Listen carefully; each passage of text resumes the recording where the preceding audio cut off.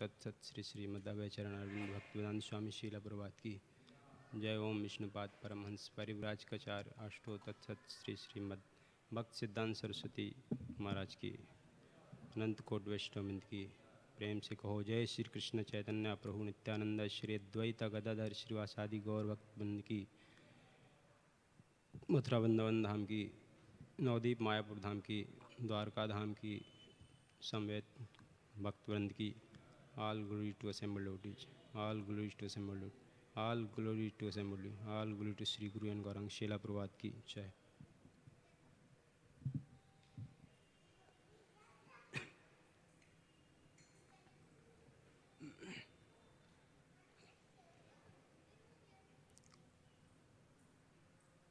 हरे कृष्णा। तो हम आज पढ़ रहे हैं श्रीमद् भगवद गीता यथारूप, अध्याय दूसरा। अध्याय का नाम है गीता का सार और श्लोक संख्या 46।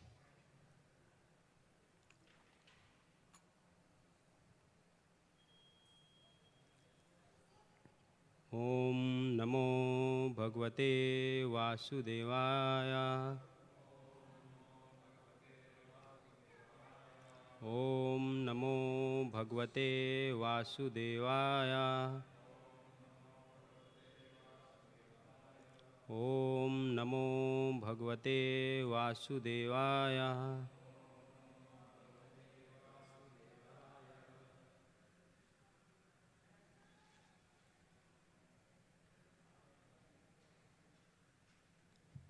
तो मेरे पीछे दोहराइए श्लोक नंबर 46।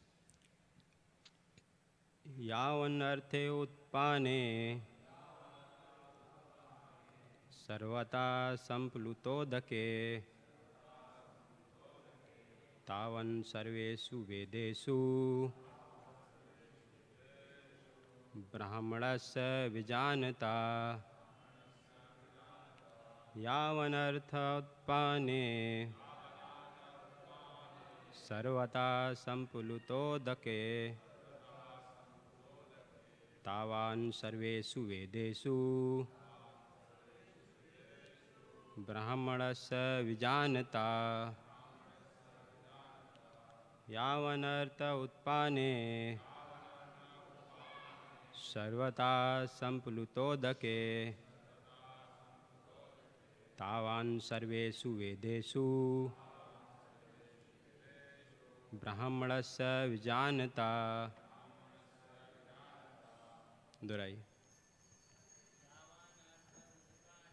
यावन्नर्थ उत्पाने सर्वथा संप्लुतोदके यावान् सर्वेषु वेदेषु ब्राह्मणस्य विजानता। यावन्नर्थ उत्पाने सर्वथा संप्लुतोदके तावान् सर्वेषु वेदेषु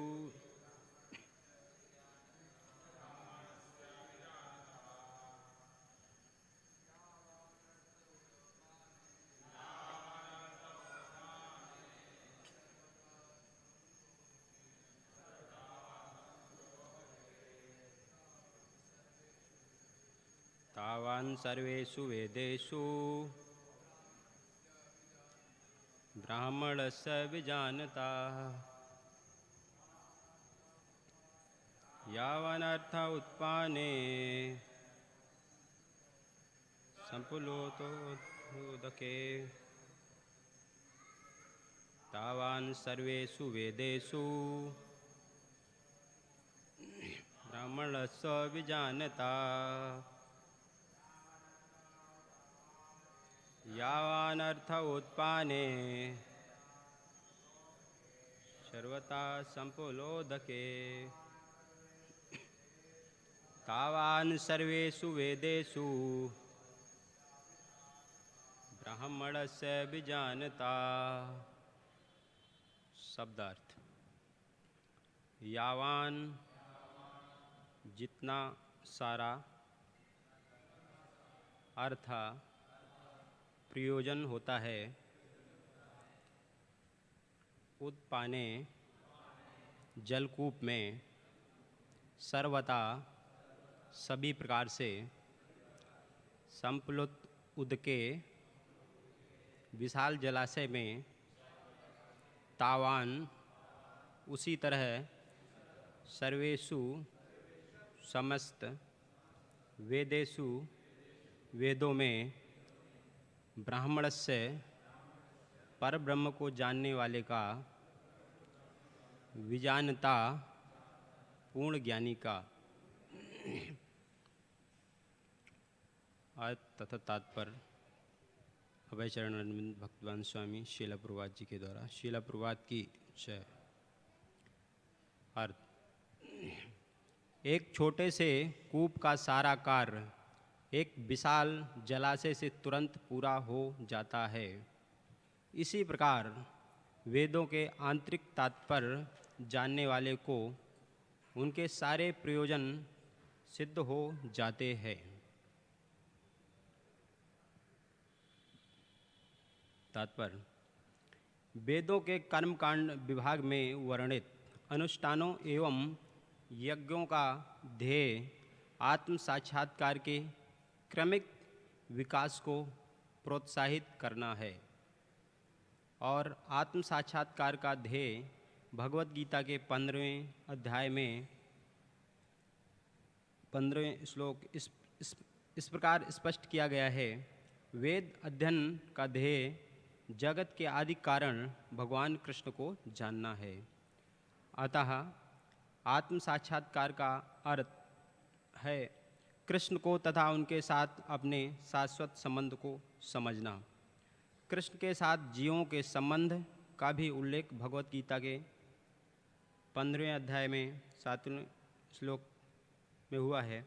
जीवात्माएं भगवान के अंश स्वरूप हैं, अतः प्रत्येक जीव द्वारा कृष्ण भावनामृत को जागृत करना वैदिक ज्ञान की सर्वोच्च पूर्ण अवस्था है। श्रीमद् भागवतम में 3:33-7 इसकी पुष्टि इस प्रकार हुई है।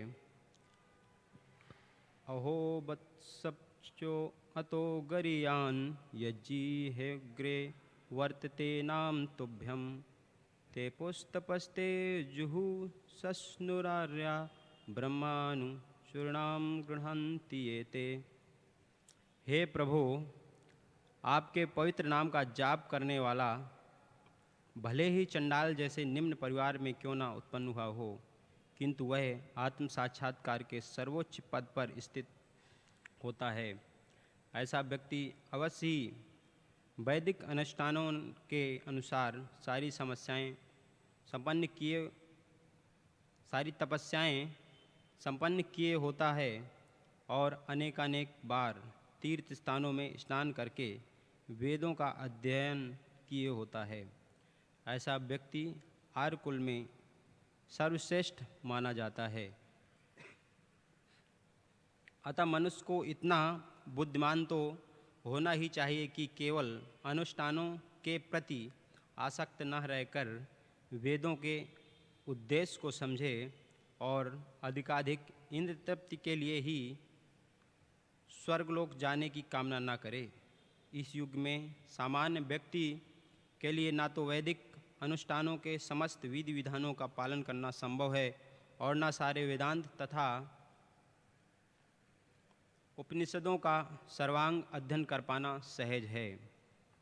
वेदों के उद्देश्य को संपन्न करने के लिए प्रचुर समय, शक्ति, ज्ञान तथा साधन की आवश्यकता होती है। इस युग में ऐसा कर पाना संभव नहीं है, किंतु वैदिक संस्कृत का परम लक्ष्य भगवान नाम कीर्तन द्वारा प्राप्त हो जाता है, जिसकी संस्तुति पतितात्माओं के उद्धारक भगवान चैतन्य द्वारा हुई है। जब चैतन्य से महान वैदिक पंडित प्रकाशानंद सरस्वती ने पूछा कि आप वेदांत दर्शन का अध्ययन न करके एक भावुक की भांति पवित्र नाम का कीर्तन क्यों करते हैं, तो उन्होंने उत्तर दिया कि मेरे गुरु ने मुझे बड़ा मूर्ख समझकर भगवान कृष्ण के नाम का कीर्तन करने की आज्ञा दी। अतः उन्होंने ऐसा ही किया और वे पागल की भांति भावन्मत्त हो गए। इस कलयुग में अधिकांश जनता मूर्ख है और वेदांत दर्शन समझ पाने के लिए पर्याप्त शिक्षित नहीं है। वेदांत दर्शन के परम उद्देश्य की पूर्ति भगवान के पवित्र नाम का कीर्तन करने से हो जाती है। वेदांत वैदिक ज्ञान की पराकाष्ठा है और वेदांत दर्शन के प्रणेता तथा ज्ञाता भगवान कृष्ण हैं। सबसे बड़ा वेदांती तो वह महात्मा है जो भगवान के पवित्र नाम का जप करने में आनंद लेता है। संपूर्ण वैदिक रहस्यवाद का यही चरम उद्देश्य है।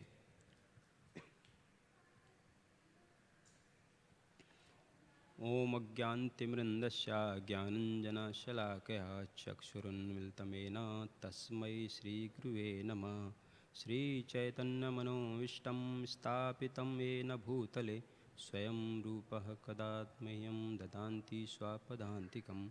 वन्देऽहं श्रीगुरू श्रीयुतपदकमलं श्रीगुरून् वैष्णवां च श्रीरूपं सार्गजातं सहगणा रघुनाथान्वितं तं सजीवं साद्वैतं सावधूतं परिजनसहितं कृष्णचैतन्यदेवं श्रीराधाकृष्णपादान् सहगणा ललिता श्रीविशाखान्वितं च।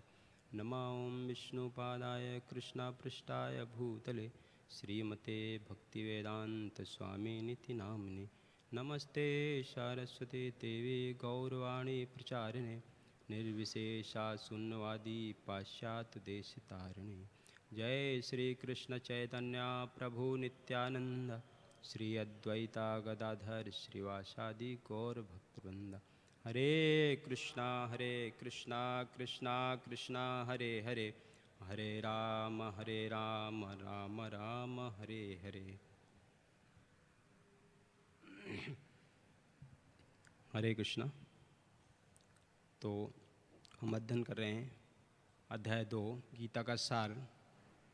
तो हमने देखा इसके पहले भगवान कृष्ण ने किस तरह से जो अध्याय के शुरुआत से अर्जुन को जो कि बहुत सारे समस्याएं बताया था अर्जुन ने, उनका निराकरण कर रहे हैं कि पहले उन्होंने शुरुआत के श्लोकों में आत्मा का ज्ञान दिया कि किस तरह से शरीर और आत्मा में अंतर है, किस तरह से आत्मा को नष्ट नहीं किया जा सकता है, तो उससे परेशान नहीं होना चाहिए। और उसके बाद नियत कर्मों के बारे में बताया कि जब तक वो नियत कर्म नहीं करेगा तब तक वो भौतिक आनंद भी प्राप्त नहीं कर सकता है। उसके अनुसार मतलब कर्म कांड के बारे में बताया श्लोक 31 से और 37 तक। और उसके बाद यहाँ पे कुछ श्लोकों से हमें देख रहे हैं लगभग 39 नंबर श्लोक से, जहाँ पे भगवान बोलते हैं कि यहाँ मैंने वैश्लेषिक अध्ययन द्वारा इस ज्ञान का वर्णन किया है। अब निष्काम भाव से कर्म करना बता रहा हूँ, उसे सुनो। तो निष्काम भाव से कर्म जो कि बुद्धि योग कहलाता है, उसके बारे में बता रहे हैं भगवान। और इसके पहले श्लोक में भगवान अर्जुन को बता रहे हैं कि किस तरह से तुमको इस ज्ञान के लिए, जो बुद्धि योग ज्ञान है, भक्ति योग को प्राप्त करने के लिए जो कि 3 गुण हैं, उनके ऊपर उठना पड़ेगा। त्रय गुणे विषय वेदा निस्त्रय गुणयो भव अर्जुना। कि ये जो भौतिक संसार में है तो वो 3 गुण के अंदर ही लोग रहते हैं। और भगवान बोलते हैं कि इस शुद्ध ज्ञान के लिए आपको जो रजोगुण तमोगुण सतोगुण से ऊपर शुद्ध सतोगुण में आना पड़ेगा। तो और इस श्लोक में भगवान बता रहे हैं कि एक छोटे से कूप का सारा कार्य एक विशाल जलाशय से तुरंत पूरा हो जाता है। इसी प्रकार वेदों के आंतरिक तात्पर्य जानने वाले को उनके सारे प्रयोजन सिद्ध हो जाते हैं। तो एक प्रकार से देखेंगे तो भगवान यहाँ पे जैसे भौतिक संसार में अलग अलग वस्तुएं होती हैं, उनका प्रचार करने के लिए, प्रमोशन करने के लिए लोग जाते हैं। हाँ, जैसे कोई मार्केट है, सुपर मार्केट है, तो वहाँ पे देखेंगे बहुत सारी चीज़ें बेचती हैं, तो वो लोग उसका बारे में बताते हैं। तो एक प्रकार से भगवान ही बता रहे यहाँ पे कि जो भक्ति है और जो ज्ञान है भगवत गीता का, बुद्धि योग, तो वो एक प्रकार से सुपर मार्केट है ना, बोलते हैं ना, डिजायर ट्री ना, कि जहाँ पे सभी इच्छाएं पूर्ण होती हैं। इतना यहाँ पे इस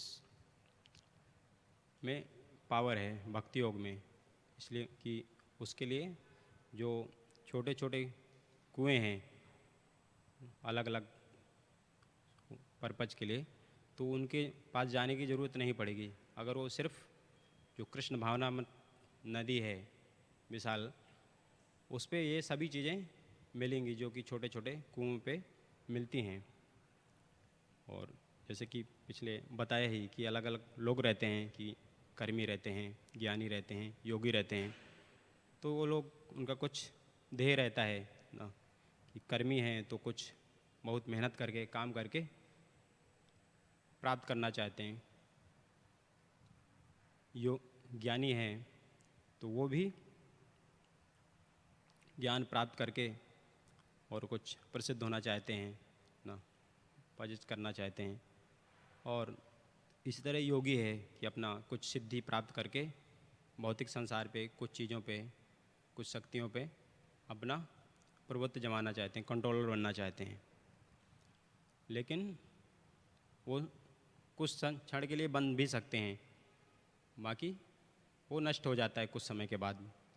तो उनके अंदर वो शांति नहीं होती, कि मतलब उस एक सिस्टम के द्वारा उनको पूर्णता नहीं प्राप्त होती है। जैसे चैतन्य चरितमृत में बताते हैं कि भुक्ति मुक्ति सिद्धि कामी सकल अशांता ना, कि ये जो भी है मुक्त होना चाहता है, सिद्धि प्राप्त करना चाहता है, कुछ भोगना चाहता है, तो सभी अशांत रहते हैं, क्योंकि उनके अंदर कामना रहती है। लेकिन बोलते हैं कृष्ण भक्त निष्काम अतएव शांत। कृष्ण भक्त जो होता है वो निष्काम रहता है, वो कर्म करता है भगवान के लिए जो भी, तो उससे आसक्त नहीं होता है और इसलिए शांत रहता है। और सबसे जो बड़ा वो है उसको ही मिलता है, क्योंकि जो भक्त बन जाता है भगवान का, तो भगवान अपने आप को ही उसको दे देते हैं। और जब भगवान ने अपने आप को दे दिया और तो वो भगवान को ही जान गया ना। तात्पर्य में प्रभुपाद जी इसमें भी बताते हैं कि यहाँ 15वें श्लोक को, कि वेद अध्ययन का ध्येय जगत के आदि कारण भगवान कृष्ण को जानना है। कि भगवान बोलते हैं वेदे सर्वेषु अहम एव वेद्य, कि जो भी वेद हैं उनका भगवान इसमें बताते हैं कि पूरे वेद का संकलन भी किया है, और उनका जो परिणाम है तो वो भी है कि भगवान को ही जानना।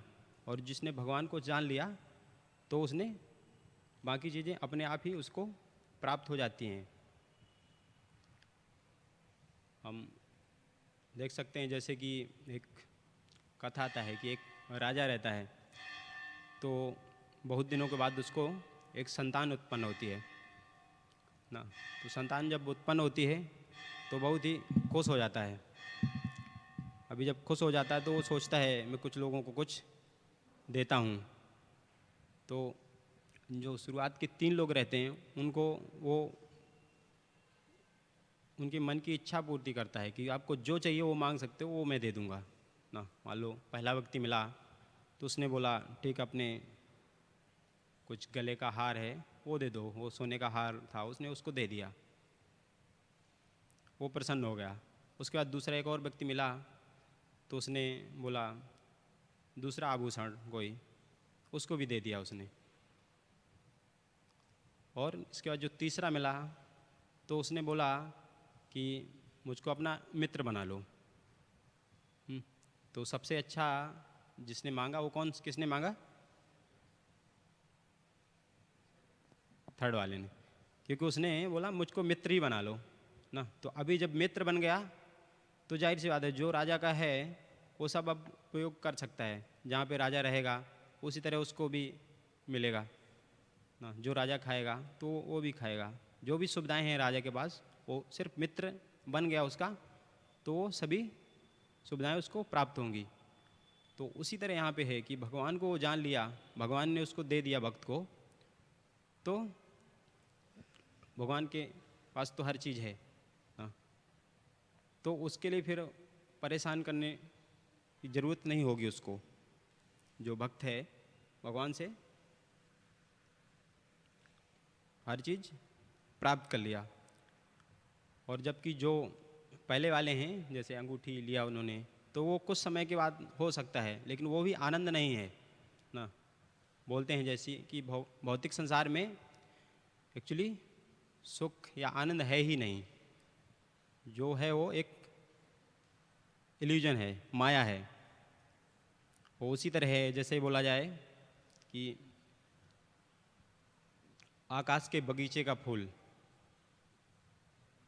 देखा है किसी ने? आकाश के बगीचे का फूल बहुत सुंदर होता है वो ना। तो वो उस तरह है, मतलब आकाश में बगीचा नहीं होता, ज़मीन पे ही होता है, तो वो झूठा है कि आनंद है ना। तो एग्जाम्पल देते हैं, कई बार हम सुने होंगे कि जैसे वो उसी तरह है जैसे जेल में किसी को कैद कर लेते हैं ना। अभी कैद करके कोई क्राइम किया होगा, उसने कैद किया तो पुलिस वाले उसको सजा दिलाने के लिए मारते हैं, उसको बहुत परेशानी होती है हाँ। और मारते हैं और थोड़ा सा रेस्ट लेते हैं। मान लो कोई पुलिस वाला है, मारते मारते थक जाते हैं ना उसको, तो जब भी थोड़ा सा रेस्ट लिया तो हो सकता है कैदी को लगे वाह थोड़ा आराम तो मिलता है, रिलैक्स मिलता है ना, क्योंकि मारना बंद किया उसको ना। तो उसको बस उतना आनंद, तो भौतिक संसार में इतना ही आनंद है कि हाँ उसको थोड़ा सा रिलैक्स मिला, उसके बाद फिर से पिटाई कर दिया। हो सकता है उसको कुछ जूस वगैरह भी पिलाएं ना, कि कभी कभी कोई रहता है ना, उनको पुलिस वालों को डर रहता है कि अभी कुछ सच बोलना है उसको, तो अभी ज़्यादा मारने से बेहोश भी हो सकता है ना। तो ऐसा जूस कुछ जिंजर का, गर्म, उसका शरीर गर्म रहे, थोड़ा बेहोश वगैरह नहीं हो, तो उसको जूस भी पिला सकते हैं ना। तो अभी उसको हो सकता है जूस पिलाने में आनंद प्राप्त हुआ हो, लेकिन वो कष्ट ही है, मतलब उसको अपने पर्पज़ के लिए वो दे रहे हैं, लेकिन वो अपना मोहित है या इल्यूजन में है कि नहीं वो जूस पिला रहे हैं। हमने कई बार सुना होगा कि जैसे रेगिस्तान में कोई व्यक्ति है, वहाँ पे पानी नहीं है, बहुत प्यासा है ना, पूरा परेशान है, तो अभी वहाँ पे उसको क्या ज़रूरत है? पानी की ज़रूरत है ना। अभी कोई आता है, हेलीकॉप्टर से आता है, थोड़ा सा पानी लेके आता है एक बोतल में और उसको बोलता है मैं तुम्हें पानी पिलाता हूँ ना, और बोतल निकालता है उससे और उसमें भी बोलता है ठीक है हाथ करो, और थोड़ा जैसे हम लोग ऐसे चरणामृत रहते हैं इतना उसको पानी देता है ना, तो उसको कितना संतुष्टि मिलेगी ना। वो ऊँट के मुँह में जीरा जैसा होगा कि कोई असर नहीं पड़ेगा ना, कि उसने इतना वहाँ पे भले मेहनत कर रहा होगा, चिल्ला रहा होगा कि कोई आए ना, लेकिन उसका जो फल है बहुत ही तुच्छ मिला उसको, उससे कि कोई तृप्ति नहीं होगी। तो इसी तरह से भौतिक संसार में है कि अलग अलग प्रकार से कोशिश करेंगे लेकिन वास्तविक चीज़ नहीं मिलेगी। तो वास्तविक चीज़ कैसी मिलेगी? तो यहाँ पे भगवान बता रहे हैं कि असली जो है वो बुद्धि योग भगवान की भक्ति से ही मिलेगी। और यहाँ पे जो बताया गया है, प्रभात जी का लेक्चर था, उस पर देखा था, प्रभात जी उस पर बोले थे कि ये श्लोक जैसे कि एक छोटे से कूप का सारा कार्य एक विशाल जलाशय से तुरंत पूरा हो जाता है, किस तरह से भारत की संस्कृति को प्रदर्शित करता है। तो हमने देखा होगा गांव में, मैंने खास देखा है हमारे गांव में अभी भी कई जगह कुएं हैं। तो पुराने समय में ऐसा रहता था कि अलग अलग कुएं रहते थे ग्रामीण इलाकों में। तो कुएं में डिवीज़न होता है था कि कोई एक कुआं है तो वहाँ पे सिर्फ नहाने जाते थे, कपड़े साफ करते थे। दूसरा कुछ कुआं रहता था, वहाँ जानवरों को पानी केवल पिलाते थे। और एक तीसरा कुआं रहता था, वहाँ से जो पानी लेते हैं सिर्फ पीने के लिए, वहाँ पे बाकी नहाना वगैरह ये काम नहीं करते थे। तो और इसी तरह जो भोजन बनाने के लिए पानी, तो अलग अलग कुएं रहते थे। उनका पूरा पर्पज जो रहता था कि कौन सा कुआं किसका उपलब्ध करना है। लेकिन वहीं पर दूसरी तरफ जब नदी रहता है ना, यमुना नदी है, गंगा नदी है, तो हमेशा पानी बहता रहता है शुद्ध। तो बहते हुए पानी में कोई प्रदूषण नहीं होता है ना, कोई उस पर गलत चीज़ें नहीं रुक सकती हैं। तो वहाँ पे ये जो अलग अलग कुएं से जो भी चीज़ें हो रही हैं वो सिर्फ नदी से ही केवल हो सकता है कि नदी में ही जाके नहा भी सकते हैं, पीने के लिए भी पानी ला सकते हैं। और हम देखते हैं पुरानी संस्कृति में जो गांव बसते थे या लोग रहते थे वो नदी के किनारे रहते थे। जितनी भी प्राचीन सभ्यताएं हैं तो बड़ी बड़ी नदियों के किनारे रहता था ना, जैसे सिंध घाटी की सभ्यता, और बड़े बड़े नगर रहते थे जो, तो वो भी नदियों के किनारे रहते थे क्योंकि वहाँ पे पानी उपलब्ध रहता था और वो सभी कार्य सेम नदी के द्वारा हो जाता था। तो इसी तरह जो कृष्ण भावनामृत है तो उस पे देखेंगे कि जो भी चीज़ें हैं भौतिक संसार में अलग अलग लोग कार्य कर रहे हैं, तो वहाँ यहाँ पे उसका पूरी तरह से हर चीज़ प्राप्त हो जाता है सिर्फ भक्ति करने से। जैसे हमने अभी बताया कि किस तरह से कर्मी, ज्ञानी, योगी ये लोग करते हैं अलग अलग और उससे संतुष्ट नहीं होते, लेकिन भक्त है वो उसको सारा चीज़ प्राप्त हो जाता है ना। कि भक्त सिर्फ करता है तो भगवान तो प्राप्त होते ही हैं, भगवान का जो ऑपुलेंस है ना कि वो अपने आप ही चीज़ें प्राप्त होती हैं। और वो उसी तरह है कि प्रभात जी बहुत बार उदाहरण देते हैं कि जैसे 500 का नोट है तो उस पर अपने आप ही 100 रुपया, 50 रुपया, 20 रुपया, 10 रुपया ये सभी रहते ही हैं। अलग से उसके लिए वो करने की ज़रूरत नहीं है कि नहीं मेरे पास 500 तो अभी 20 रुपये के लिए मुझे मेहनत करना पड़ेगा ना, उसमें है। तो उसी तरह जो कृष्ण भावनामृत का नदी है तो ये चीज़ें हैं। इसी तरह दूसरे धर्म भी देख सकते हैं कि जैसे कृष्ण भावनामृत धर्म है तो किस तरह से ये उत्तम है कि बाकी धर्मों का जो निर्णय है वो इससे अपने आप प्राप्त होता है। जैसे कि बौद्ध धर्म है, भगवान बुद्ध ने दिया जो टीचिंग्स, तो उनका अंतिम निर्णय, अंतिम लक्ष्य क्या है, जल्दी सुना होगा कि बोलते हैं अहिंसा परम धर्म। उनका परम लक्ष्य यही है कि जीवों की हत्या नहीं करना चाहिए, अहिंसा नहीं करना चाहिए ना, किसी को मारो नहीं। तो अभी कृष्ण भावनामृत देखेंगे तो अपने आप में वो इंक्लूडेड है ना कि किसी को मारते तो है नहीं और उनको हालांकि मुक्ति प्राप्त हो इसके लिए कोई मर भी रहा होता है किसी कारण तो उसको भी भगवान का नाम दे करके उसके द्वारा उसको उसकी जो कॉन्शियसनेस है, चेतना है, उसको उठाते हैं ताकि वो भगवान के और नज़दीक जा सके। इसी तरह क्रिश्चियन का है, उनका लक्ष्य है लव ऑफ गॉड, भगवान से प्रेम करना ना।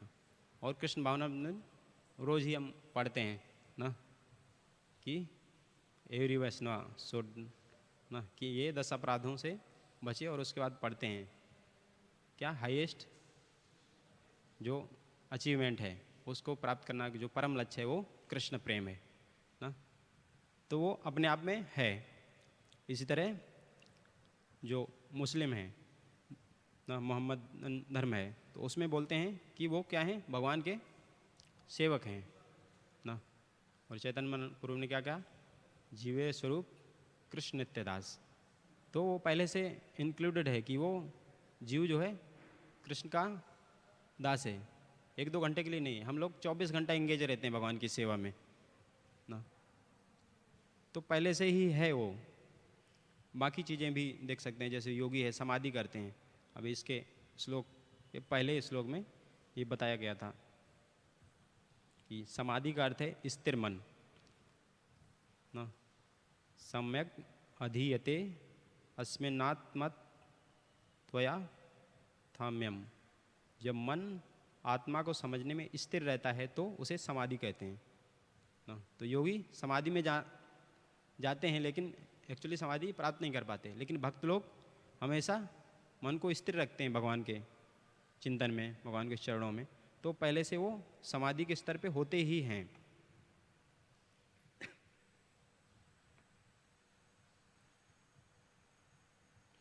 तो इस तरह से हम देख सकते हैं कि जो कृष्ण भावनामृत की विशाल नदी है, उस पर बाकी चीज़ें को अपने आप ही एक प्रकार से, जैसे बाढ़ आ जाती है ना नदी में, तो सभी को डुबा के रखती है।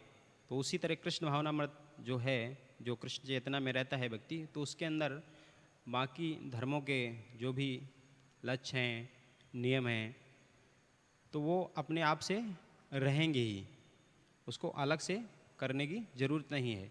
तो ये इसीलिए भगवान बोलते हैं कि किस तरह से एक विशाल जलाशय है, वो छोटे छोटे जो कूप हैं उनका कार्य कर देता है।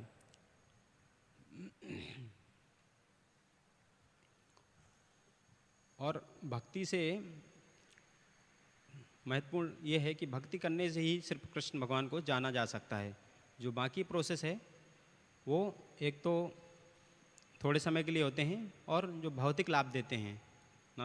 यहाँ पे बताया भी गया कि जो वेद हैं तो उनका लक्ष्य ये नहीं है कि भौतिकता कुछ प्राप्त कर लें या कुछ हायर प्लैनेट में चले जाएं, स्वर्ग चले जाएं, कुछ इंद्र तृप्ति का साधन प्राप्त कर लें। उनका परम लक्ष्य यही है कि धीरे धीरे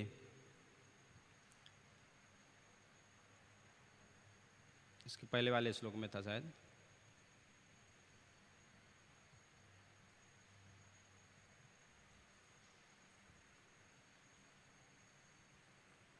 पीछे बताया गया होगा कि वेद जो हैं उनका लक्ष्य यही है कि जीव धीमे धीमे जो उसमें नियम बनाए गए हैं उनका पालन करके अपनी जो आत्म साक्षात्कार है उसकी ओर बढ़े।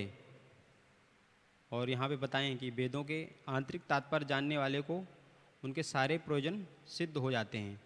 और जो उनको जानता है, आंतरिक कारण तात्पर्य क्या है, परम भगवान कृष्ण को जानना। अभी जो कृष्ण को जान गया तो उसके जो भी शास्त्र के बाकी प्रयोजन हैं उनको वो पूरी तरह से जान जाता है।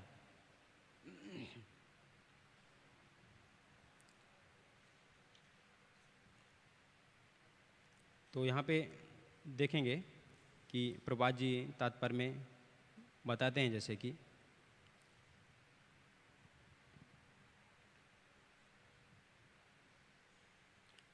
आत्म साक्षात्कार अर्थ है कृष्ण को तथा उनके साथ अपने शाश्वत संबंध को समझना। कृष्ण के साथ जीवों के संबंध का भी उल्लेख भगवत गीता के 15वें श्लोक में किया गया है। तो वहाँ पे भगवान बोलते हैं कि ममय वंशा जीव लोके सनातना, कि जो भी जीव हैं मेरे ही अंश हैं। तो यहाँ पे जैसे वेद की बात कर रहे हैं तो अभी कोई बोल सकता है ना कि बहुत सारे वेद शास्त्र ये सब पढ़ेंगे, जो कि उसका प्रोसेस है, एक एक पढ़ेंगे तो अल्टीमेटली ये है कि उसकी ओर प्रगति करेंगे आत्म साक्षात्कार के लिए। लेकिन यहाँ पे सिर्फ हम भगवत गीता ही पढ़ेंगे तो बताएगा सारे जो वेद हैं उनका एक प्रकार से गीतोपनिषद बोला गया है ना, कि ये उसका सार है कि सिर्फ इसको ही पढ़ने से हम सब कुछ समझ सकते हैं। और प्रभुपाद जी बोला है, जैसे कि ने बोला है भगवत गीता, भागवतम, चैतन्य चरितामृत पढ़ेंगे तो वो सफिशेंट है, हमें बहुत सारा बुक पढ़ने की ज़रूरत नहीं है। तो उतने से ही हम ये समझ जाएंगे। और इसके बाद प्रभात जी ने यहाँ पे जो भागवतम का श्लोक बोला है वो ही बहुत महत्वपूर्ण है ना। उसका मैं कि किस तरह से कलयुग में जो बाकी प्रोसेस है ना, कि अंतिम में प्रभात जी बोलते हैं कि वेदों के उद्देश्य को संपन्न करने के लिए प्रचुर समय, शक्ति, ज्ञान तथा साधन की आवश्यकता होती है। लेकिन इस युग में ऐसा कर पाना संभव नहीं है ना, क्योंकि इस समय किसी के पास समय नहीं है प्रचुर मात्रा में कि लंबे समय तक प्रोसेस कर सके, शक्ति नहीं है और ज्ञान भी बहुत कम है और सुविधाएं नहीं हैं। तो जो भी वेदों का उद्देश्य है या उस तरह से करने के लिए संपन्न करने का हमें सुविधाएं नहीं हैं। तो उसी के लिए यहाँ पे जो हरे कृष्ण मंत्र है उसका बहुत ही अच्छी तरह से बताया गया है। ये भागवतम के 3:33-7 हमारे श्लोक में हम उसको पढ़ेंगे।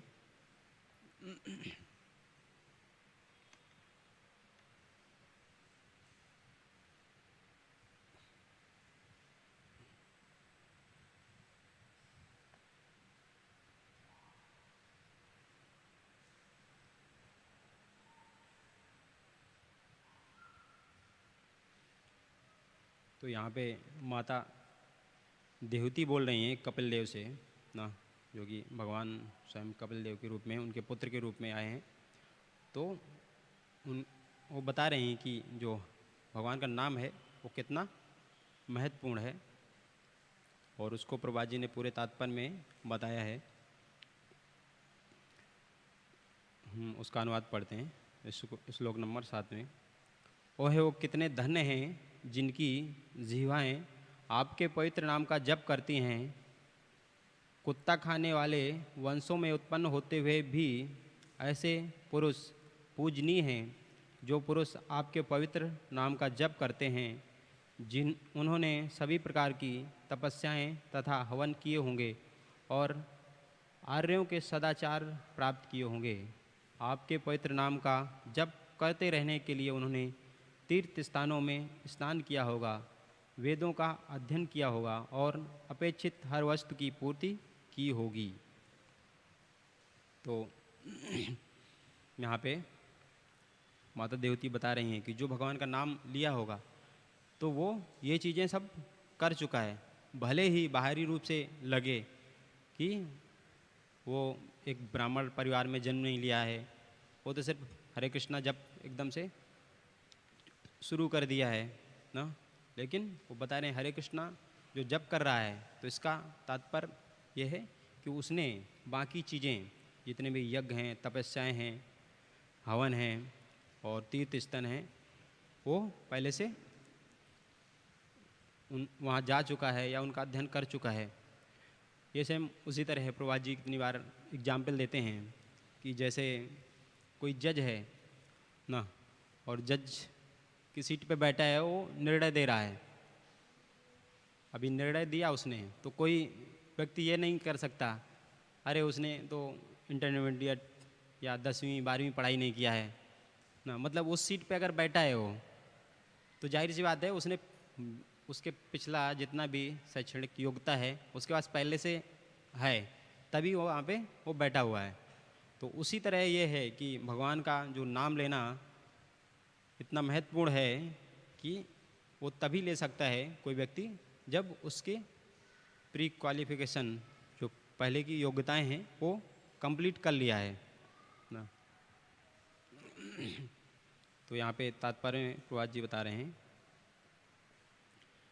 यदि कोई निरपराध भाव से एक बार भी भगवान के पवित्र नाम का जप करता है तो वह वैदिक यज्ञ करने का पात्र बन जाता है। श्रीमद् भागवत के इस कथन से किसी को चकित नहीं होना चाहिए। मनुष्य को ना तो अविश्वास करना चाहिए, न ये सोचना चाहिए कि भगवान का नाम जप करने मात्र से कोई ब्राह्मण के तुल्य कैसे बन सकता है। अविश्वास करने वालों के मन से संदेह दूर करने के लिए ही यह श्लोक पुष्ट करता है कि भगवान के पवित्र नाम के कीर्तन की स्थिति सहसा प्राप्त नहीं हो जाती, अपितु जप करने वाला पहले सभी प्रकार के यज्ञ तथा अनुष्ठान कर चुका होता है।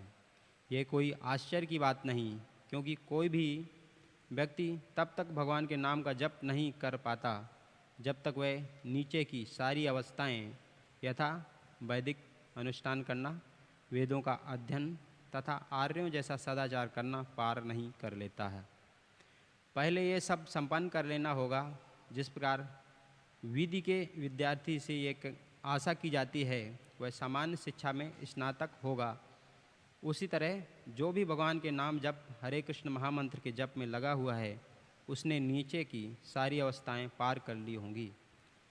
यह कहा गया है कि जो अपनी जीभ के अग्रभाग से केवल नाम जप करते हैं वे धन्य हैं। मनुष्य को पवित्र नाम का जप भी नहीं करना होता और न पूरी विधि समझने की आवश्यकता रहती है, जिसमें अपराधी अवस्था, निरपराधी अवस्था तथा शुद्ध अवस्था सम्मिलित हैं। यदि पवित्र नाम को जीभ के अगले भाग पर ला दिया जाए तो वही पर्याप्त है।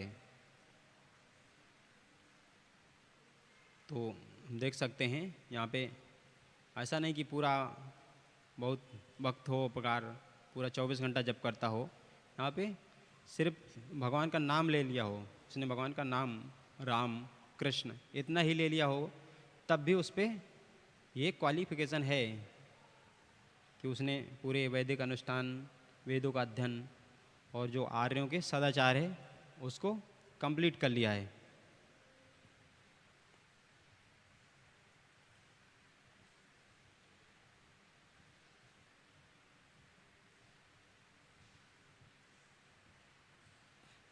तो इसमें प्रभा जी आगे बता रहे हैं कि जो लोग 24 घंटे जप करते रहते हैं उनकी तो कोई बात ही नहीं, मतलब उन पे तो कोई डाउट ही नहीं कर सकता ना।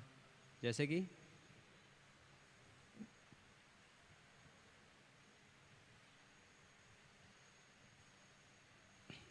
लेकिन इसी तात्पर्य में प्रभा जी बता रहे हैं कि मनुष्यों को ईश्वर का नाम लेना चाहिए, मायावादी चिंतकों की तरह कोई भी नाम नहीं, मतलब भगवान का नाम लेना चाहिए। मायावादी की तरह कोई भी नाम नहीं कि वो मायावादी बोलते हैं नहीं, कोई भौतिक संसार की कोई वस्तु है उसका भी नाम ले लेंगे तो उसमें भी वो भी भगवान है बोलते हैं ना जैसे, तो ऐसा नहीं है। इसी तरह किसी देवता या भगवान की शक्तियों के नाम नहीं लेना है, केवल परमेश्वर का नाम प्रभावशाली होता है। जो मनुष्य परमेश्वर के नाम की तुलना देवताओं से करता है वह पाखंडी है, अपराधी है। तो जैसे 10 अपराध में हम बोलते हैं रोज़ सुबह ना कि भगवान का जो नाम है उसकी दूसरे से तुलना नहीं कर सकते, और देवी देवता हैं शिव ब्रह्मा आदि का नाम को स्वतंत्र नहीं समझ सकते हैं। अगर ऐसा समझते हैं तो वो पाखंडी है और अपराधी है।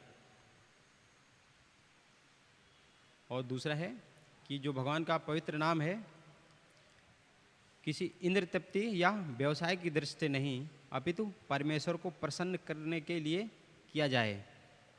यदि वह शुद्ध भाव हो तो भले ही कोई निम्न परिवार में यथा चंडाल के घर में क्यों न जन्म ले, वह धन्य है, क्योंकि वह न केवल अपने को शुद्ध करता है अपितु अन्यों का उद्धार करने में समर्थ होता है। वह दिव्य नाम की महत्ता के विषय में बोल सकता है जैसा ठाकुर हरिदास ने किया। तो हम देखते हैं यहाँ जैसे बता रहे हैं प्रभात जी कि भले ही वो चंडाल मतलब मुस्लिम परिवार में जन्म हुआ, जैसे कि हरिदास ठाकुर को चैतन्य महाप्रभु ने और अद्वैताचार्य ने उनको नामाचार्य की उपाधि दी। भले ही वो मुस्लिम परिवार में जन्म लिए, लेकिन भगवान के प्रति जो उनका प्रेम था और हमेशा जप करते रहते थे और उसमें पूरा विश्वास था, उसको देख करके ही भगवान ने उनको नामाचार्य की उपाधि दी।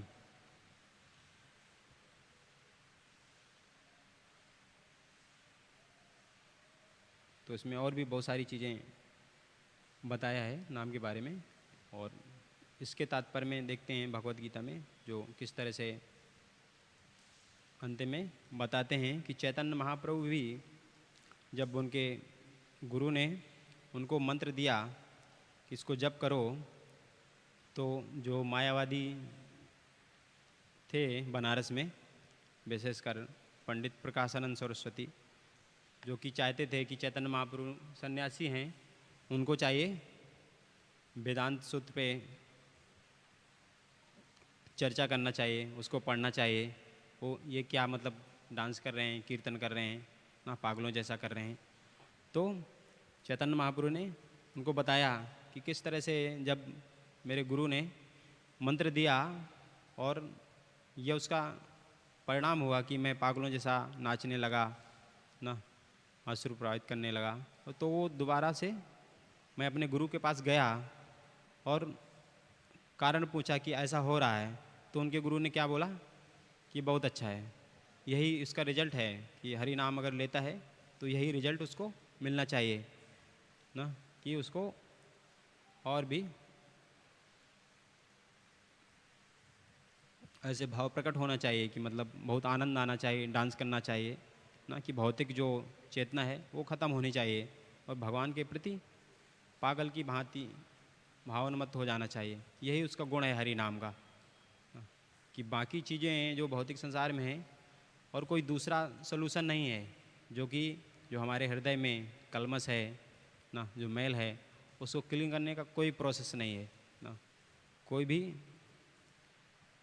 मशीन नहीं बना है कि जिससे कि हमारे अंदर जो काम क्रोध लोभ मोह ये चीज़ें हैं उनको मेजर किया जा सके या उनको हटाया जा सके। लेकिन ये ही एक ऐसा प्रोसेस है जिससे पूरी तरह से वो क्लीन भी हो जाएगा और उसके जो परिणाम हैं वो भी देखे जा सकते हैं कि किस तरह से ना कृष्ण भावनामृत में ऐसे ऐसे लोग ना कि जो ऐसे कार्य करते थे और उससे चेंज आया। कि एक बार सुना होगा, एक क्रिमिनल था बहुत ही खतरनाक, कि उसने बहुत सारे लोगों को मार दिया था। तो एक प्रकार से जो पुलिस का रहता है ना, मोस्ट वांटेड क्रिमिनल रहता है, कि वारंट जारी कर देते हैं उसके नाम का कि अगर इसको पकड़ा, कोई भी पुलिस वाला पकड़ा या कोई भी पकड़ा है तो 1 लाख रुपये पुरस्कार दिया जाएगा। इस तरह का था। तो एक कहीं पे मर्डर किया उसने, तो पुलिस ने तुरंत उधर छापा मारा और वो वहाँ से भगा। भगते भगते पुलिस पीछे था, तो किसी तरह वो हरे कृष्ण मंदिर में घुस गया। अभी हरे कृष्ण मंदिर में जब घुस गया तो उधर देखा भक्त लोग वगैरह हैं, तो वो छुप गया। अभी पुलिस आया तो देखा मंदिर में तो नहीं होगा ना, तो मंदिर में वो चला गया। बाद में वो निकला और देखा भक्त लोग जप कर रहे हैं, तो वो भी डरा हुआ था, तो सोचा इन्हीं के साथ मिल जाता हूँ ना। तो वो उनके साथ मिल गया, उनसे पूछा क्या कर रहे हो, जप कर रहे हो। तो वो शुरू में जप नहीं किया, वो तो ऐसे ही वो करने के लिए उनसे सीख लिया कि हाँ क्या कपड़े सिंपल धोती कुर्ता कैसे पहनना है, और जब माला ले लिया, थोड़ा बहुत हरे कृष्णा कर लेता बाकी उनके साथ, लेकिन प्रसाद वगैरह लेने लगा क्योंकि अभी मंदिर से बाहर जाएगा तो वो पुलिस घूम रही है उसको ढूंढने के लिए। हाँ, और पुलिस को विश्वास है कि मंदिर में नहीं होगा, मंदिर में तो भक्त लोग रहेंगे तो तुरंत वो पकड़ा देंगे। तो वो मंदिर में ही रुक गया और वो काफ़ी 3-4 महीना तक रुक गया एक प्रकार से। और तब तक वो पूरा जप करने लगा, पूरा मंगल आरती, सुबह से का शेड्यूल, मंगल आरती, दर्शन आरती, भागवतम क्लास, पूरा अलग अलग सेवाएं, पूरा सुबह से शाम तक पूरा शेड्यूल उसको हो गया। तो उसका हृदय पूरा परिवर्तित हो गया। तो एक दिन वो जो मंदिर के अध्यक्ष थे उनके बाद बताया जा कर के कि आप जो सोच रहे हैं वो मैं नहीं हूँ। तो अध्यक्ष भी सोचा अरे अच्छा है, ये तो सही है, सभी लोग हम जो हैं सोचते हैं कि हम शरीर हैं, आत्मा नहीं, तो वो नहीं है। तो ये तो वो बोला अच्छा है, तुमको तो रियलाइज हो गया। तो वो प्रसन्न हो गया अध्यक्ष। तो वो बोले नहीं ऐसा नहीं है कि मैं, वो बताया कि मैं बहुत बुरा व्यक्ति हूँ, मैं बहुत गलत गलत कार्य किए। तो वो प्रेसिडेंट और प्रसन्न हुआ कि देखो कितना इतना हम्बल है, विनम्रता है, कि वो विनम्रता की वजह से ऐसा बोल रहा है ना। और बाद में उसने बताया और कि नहीं ऐसी बात नहीं, मैं मर्डर भी किया है और ये वो किया है। तो फिर प्रेसिडेंट ने उसको पुलिस के पास भेजा और पुलिस ने जब अदालत में ले गए और जज को बताया क्या करते हो, तो उसने अपना जब शेड्यूल ही बता दिया पूरा। तो उसी से जज ने बोला इससे ज़्यादा ये तो इतना दंड दिया जाता है वहाँ पे नरक जैसा, सुबह से 4 बजे से लेकर उठ करके इतना सेवा करता है, इतना तो जेल में भी नहीं मिलता है। तो उसको छोड़ दिया, तुम जा सकते हो ना। तो देख सकते हैं कि किस तरह से वो परिवर्तित हो गया सिर्फ इससे। ठीक है, हरे कृष्णा। श्री श्री राधा रास बिहारी भगवान की जय। श्री श्री सीताराम लक्ष्मण भक्त हनुमान की। श्री श्री गौर निताय की। शीला प्रभात की। हरे कृष्ण।